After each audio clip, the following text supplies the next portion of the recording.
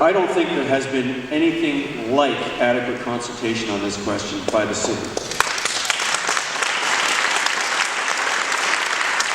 What we have to understand is what this city is getting into when we waltz into the future in the arms of a company from Las Vegas that Sandy will tell you about and make you really wonder, why are we hitching our star to this wagon?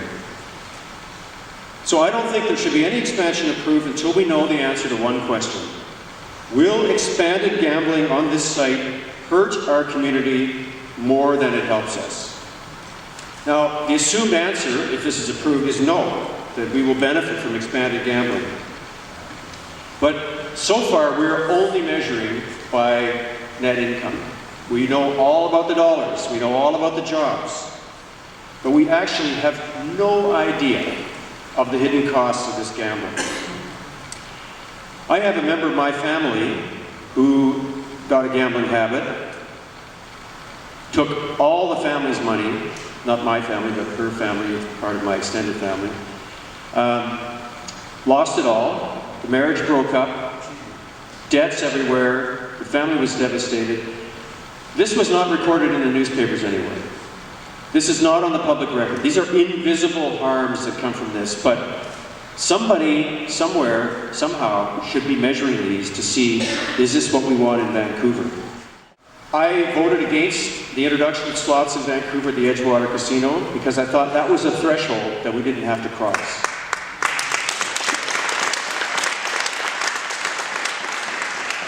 We've now crossed that threshold. There are 520 slots at Edgewater, and now they want 1,500 at the expanded premise.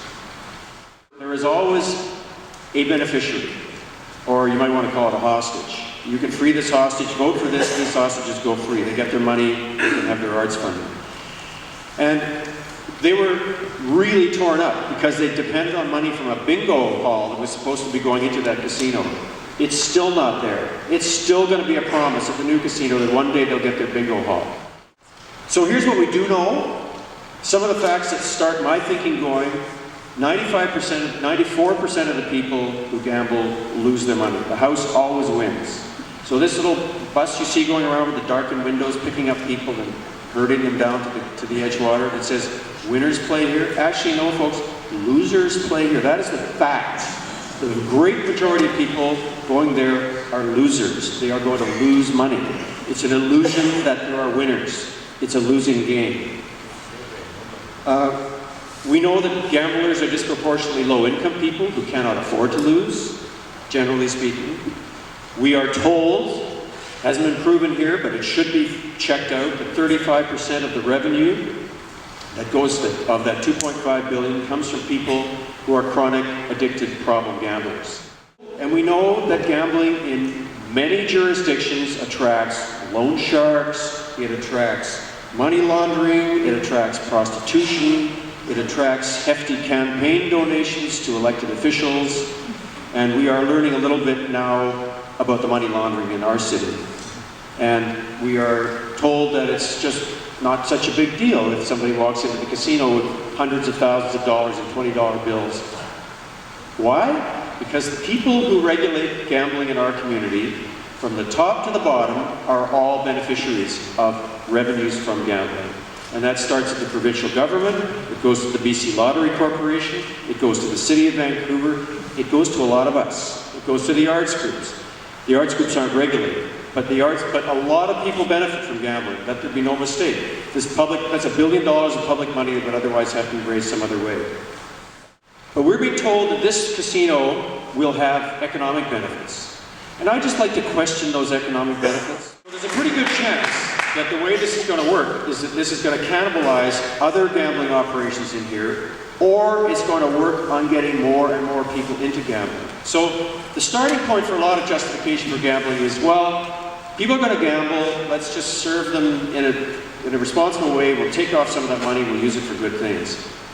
But people don't want to gamble that much. Edgewater went out of business. There wasn't a demand for a whole lot of slot machines in this neighborhood. So there's going to have to be a created demand, and how is it going to be created? They're going to get people who are going in and out of BC Place Stadium, BC Place Casino, just about said it. Well, that's what it'll become. There you go.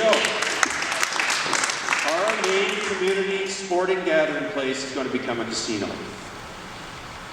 So, what I would like to see from this, I would like to see City Hall Council sever the decision about the gambling expansion, have a separate discussion about that, focus on that, get the facts on that, and get everybody on the record voting just for that, or against it as they see fit. Let's hold the politics to account. Let's not bury it in a 55-page report and say that it's not possible to untangle it. In fact, in the report, the Director of Planning actually says, we could take this out and deal with it separately. We should deal with it separately. We need a moratorium on further gambling expansion in Vancouver until we understand its impact. We need, at the provincial level, an independent, arm's-length body that assesses the impact of gambling in this province. There are numerous provinces, several provinces, that have got one of these organizations, and I once worked with Colin Campbell, a criminologist, and Peter Fassbender, now the mayor of Langley. We tried to get the provincial government to do this. It's a pretty simple thing. It's a few $1 million. You have it housed in some college. People do research. They find out what's going on. If we knew that, we could make an intelligent decision. We don't know that. There is one organization, I just want to mention, that does not benefit from gambling, that has some oversight, and that's the RCMP. But what's happened with the RCMP? There was an integrated illegal gambling enforcement team from 2002 to 2009. It's been disbanded. The RCMP are saying publicly, we got some problems here, folks. There's something going on with this money laundering, but there's no integrated team that's dealing with it. There's nobody measuring it.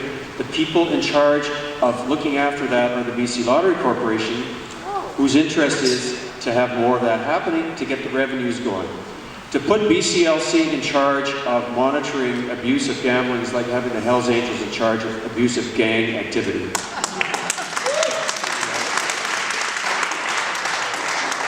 finally, we need full transparency on where the money is going to go for this casino. Because I have heard, when we started, there was a formula for each city would get so much money. If you had a gambling premise in your city, you get such and so percentage to take. And now I'm hearing that they're thinking of shifting that a little bit. Now that Edgewater is in there, they got the permission, now we'll change the formula and the city won't get quite so much. How much is Paragon getting? Who is putting up the money for this and who is backing it?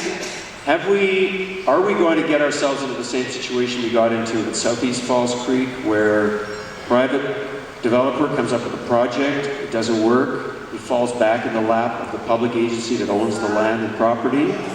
I'm getting into that here. We need to know that. We need to hold Edgewater to the old agreement they got when they first got slots of how the money should be divided, where it should go, and how much should come back to the community. But most importantly, I want to get back to Big Tom's point. We need a more imaginative, positive vision for our community. Think about what that really means if you have a casino as your centerpiece of your neighborhood. This is not a community gathering place. When you're in a casino, their job is to keep you focused on that slot machine. There are no windows. There's no interface with the street. It's not something where people can come in and sort of go in and out and enjoy each other. You get your head down, you stay in there, and you just keep putting money in until you're out of money, broke, or tired, and too drunk to go home.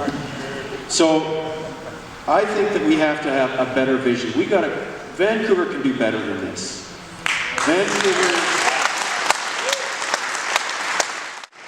Las Vegas may be some people's idea of a great city. It's not mine, and I hope it's not yours.